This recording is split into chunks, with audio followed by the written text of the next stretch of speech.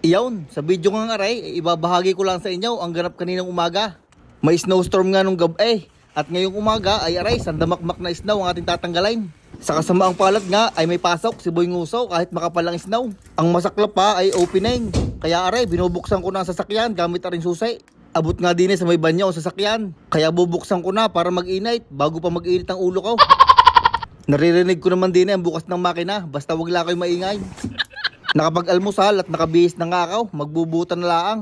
Naligo na nga ako nung gabi at kahirap maligo sa umaga, naiwas ang tubig. Nga ngayon na nga ulit ako nakapagsuot na rin at lagi naman ako nakakrocs pagpapasok. Magja-jacket na nga din ako ng makapal-kapal at talagang walang sinasantool na maig. Ara namang gamit kong cargo pants ay makapal, pang snow din. Pagkatapos ay mag-gloves na nga ako para hindi manigas ang kamay pag nagtanggal tayo ng snow. At ang pinakahuli ay ring bonnet para may takip ang ating ulo at saka ang ating tainga. Sa mga hindi nga ako nakakaalam ay kami nakatira sa apartment. At ang kagandahan naman din sa apartment ay may tagatanggal ng snow. Kaso ngayong umaga ay tinanghali ata si Manong at kakapal pa ng snow din sa parking lot.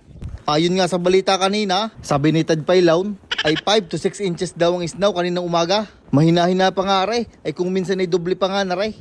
At are na nga ang itsura ng aking karitaon ay tinakluban na ng snow. Ay kung may kaunti pa hindi na makikita.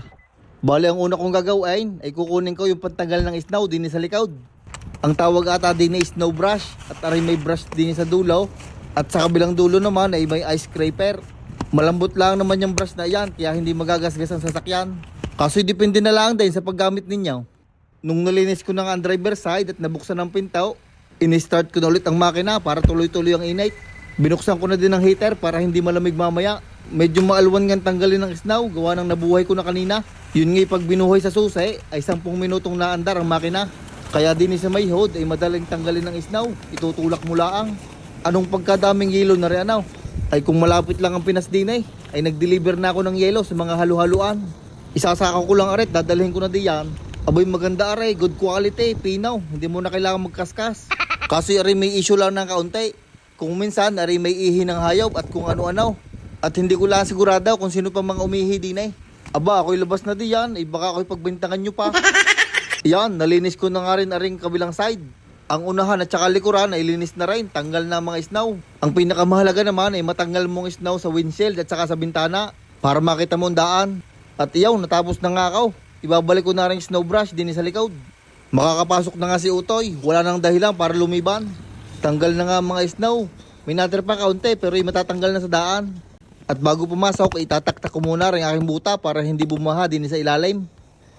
Ay kinamang pinagod ko doon ay sinipon pa. Sa aking pagkakatansya ay nagtanggal ako ng mga kulang-kulang 20 milyones na snow. At kung susobra ay 3 laang. At aray naman ipapakita ko sa inyo ang itsura ng daan. Madaling araw pa nga laang ay may mga naikot na dining plow truck nagtatanggal ng snow. At pagkatanggal ng snow ay magbabagsak naman ng asin. Yun naman ay para matunaw yung mga natirang snow o kaya yelo. Ang side effect naman noon ay nakakakalawang ng sasakyan. At para maiwasan kalawangan ay kailangan magpa-undercoat. Magastos talaga din pagka winter.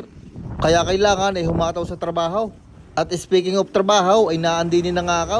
Bubuksan ko nga lang ang store at ako'y magbe-break na at ako'y napagod